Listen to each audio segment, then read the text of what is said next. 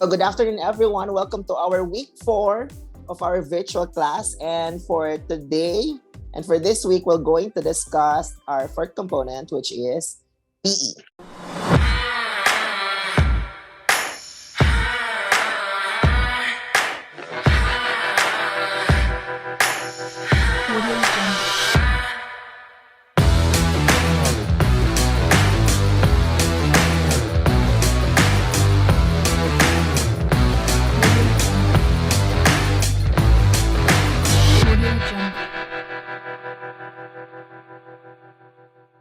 Let's proceed to our topic for today. So as I've said earlier, we're on our week 4.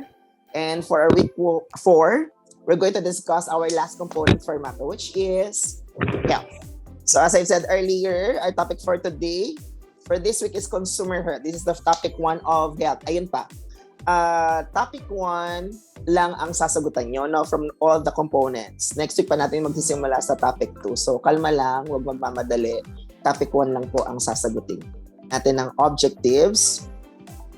Ayan. For the first one, we're going to explain the guidelines and criteria of selection and evaluation of health information, health products, and health services. Sa video lesson na ibibigay ko sa mga focal person nyo, aside from the video materials na nasa LMS nyo, naggumawa ako ng video lesson na mas brief and concise yung explanation ng topic. Okay? Para hindi kayo naguguluhan. So, those are the subcomponents of consumer health na i-discuss natin for this week. Information, products, and services. 2, discusses the various forms of health service providers and healthcare plans. Those are professionals or in the medical field on a specific mga specific na ginagamot nila o anong tawag sa kanila, which has something to do with your quiz number 1.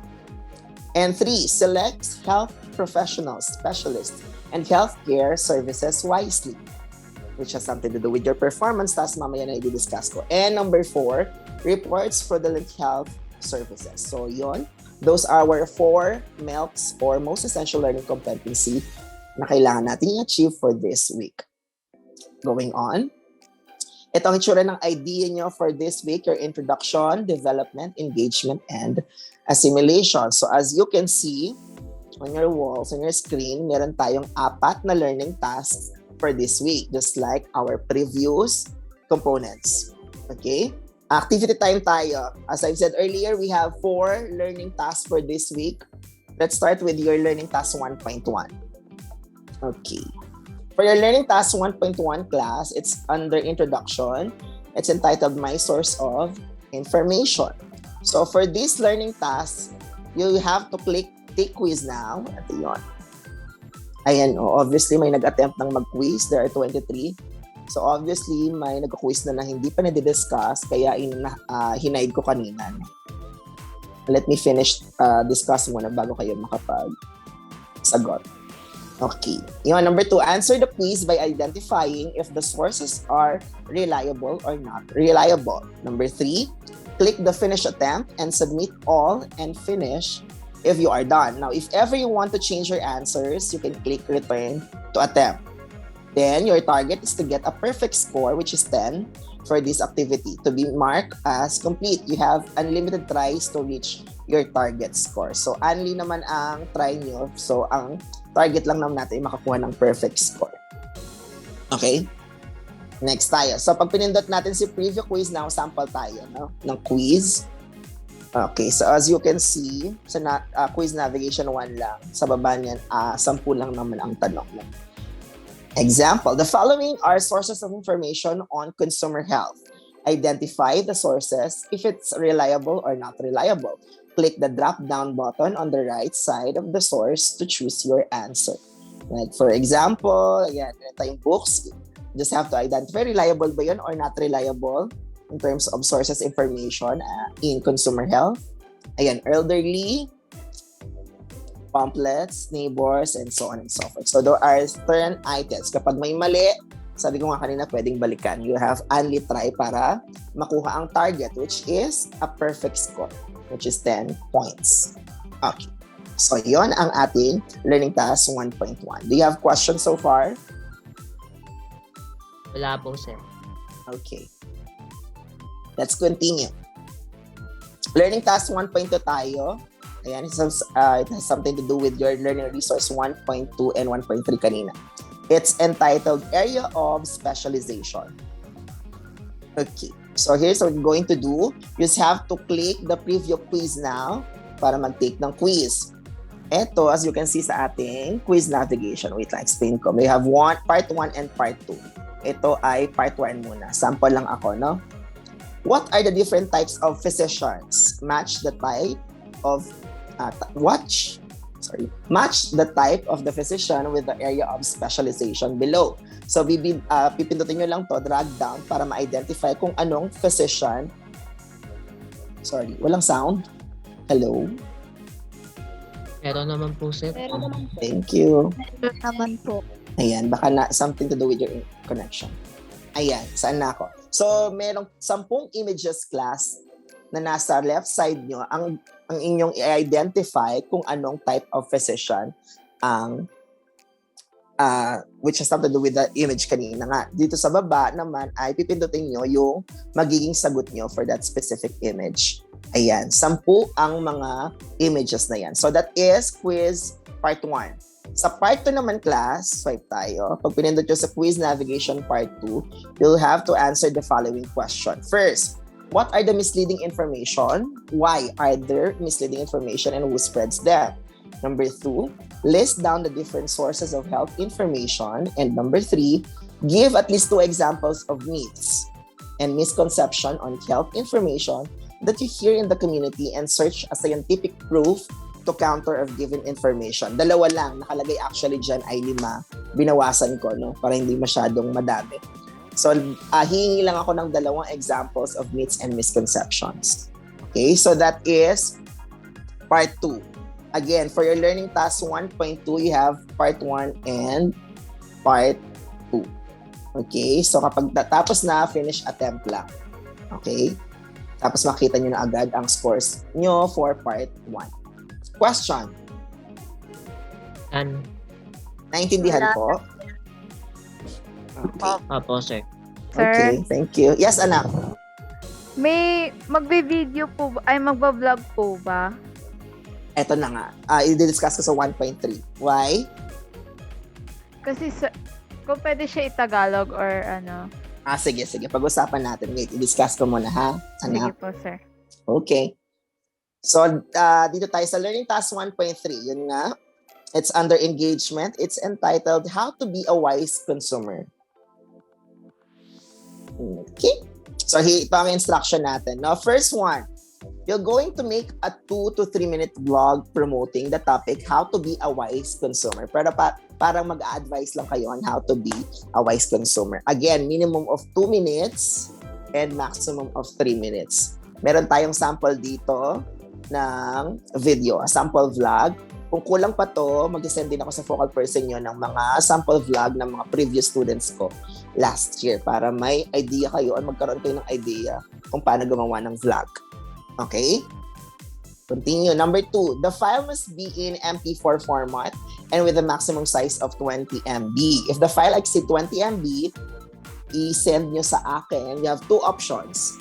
First, pwede nyo i-send sa akin through my email, which is markjan.salunga@deped.gov.ph. Kung hindi nyo matandaan, as your focal person. And yung pangalawang choice nyo is i-upload nyo sa inyong Google account, tapos yung Google link ng Google Drive ang isend nyo sa akin. Okay? The reason why I don't advise you to send it to me through Messenger kasi masisira yung quality. Okay? So the file can be raw or unedited version. Pwedeng walang edit o nasa sa inyo. Pero mas maganda siguro kung edited ang version nyo, no? So you can use other application para mas maganda yung inyong performance task. Okay, the vlog will be graded based on the rubrics available below. Ito po. 5 being the highest and 1 being the lowest. Balikan natin ang tanong mo kanina, anak. Pwede bang Taglish? Sige. Okay lang. Okay, pwede English, Taglish. Wag lang pure Tagalog, ha? Okay, let's stick to our medium. Pwedeng Taglish, hindi lang pwedeng pure Tagalog. Okay? Okay po, Okay. sir. Okay. Any other questions bago ko ibigay ang instruction nyo for this activity? Naintindihan ko yung task 1.3 nyo? Opo. Okay. So these are your instructions on how to submit your activity task. First, just click add submission. Nasa baba yun. Then you're going to attach the file. Make sure sakto, no? Then upload it. Don't forget the file should only be a maximum of 20 MB. Kapag nag-exceed doon, send it through my email. Why is consumer post one? What is that, Santelia? Okay. Tapos, kung hindi, sa email ko pwede nyo sa Google Drive niya para hindi masira ang quality. Okay. Again, it should be a minimum of 2 minutes and maximum of 3 minutes. Okay? Panoorin nyo muna itong sample vlog natin bago kayo gumawa. Panoorin lang na para magkaroon kayo ng idea, hindi nyo kokopyahin o gayang-gaya, no? Para mas madalian kayo, gawa mo na kayong script. No? Magkaka-idea kayo once na binasa nyo yung learning resource nyo from 1.1 to 1.3. Okay? Parang mag-a-advise lang kayo on how to be a wise consumer. That's it. O, last na tayo. Before we proceed on our last learning task, questions. Malinaw po ba ang ating learning task 1.1 to 1.3? Opo, sir. Sir, sa Google Drive po, paano po yung gagawin doon para mag-send sa inyo? Para mag-pass? Yung link, anak, di ba nasa Google Drive ka, i-upload mo yung file, lalagyan mo ng sir. title and your name, tapos anak, yung link na lang ang isend mo sa akin. Basta may access ako. Any other questions? Bago tayo matapos. Still have 10 minutes pa naman. Malinaw lahat? Opo, sir. Mga kampon? Opo, sir. Okay, thank you. Learning task 1.4, alam niyo na to? It's under assimilation. You'll just have to complete the unfinished statements. Parang learning task 1.4 nyo ng PE. So it's a forum and it's, tawag dito. Ano ba title mo? I'm lost. Forum. Yan yun. I'm lost. Okay, going back. Complete the unfinished statements lang, no? Health fraud is what? As a consumer, I will be, and so on and so forth. Okay, so yun, sasagutan nyo, no? Unlike sa mga previous learning tasks nyo, I don't advise you na mag-reply pa sa sagot ng ibang classmates nyo. Like yung binigay ko instruction last time sa PE, i-disregard nyo yung instruction na yun, no? Para hindi tayo time consuming. Mas appreciate ko na sagutin nyo na lang, mag-focus kayo sa sagot nyo. Okay? Ayun, reflection. Forgot the term. It's like a forum or a reflection. Yun lang. Any questions? Bago tayo mag-end? Again, Yan na po, sir. kung hindi naintindihan or if this is recorded, pwede niyong balikan ito. No? I'll upload this on our YouTube. Tapos, ibibigay ko na lang sa mga focal person niya. Yung video lesson na mas brief at concise ay isisend ko sa inyong mga focal person. Okay? Okay po, sir. Okay. So, alam niyo na to on how to submit your activity. Any other questions, class, before we end? Ana po. Kung wala nang tanong, thank you for attending my class. Smile daw. Go na.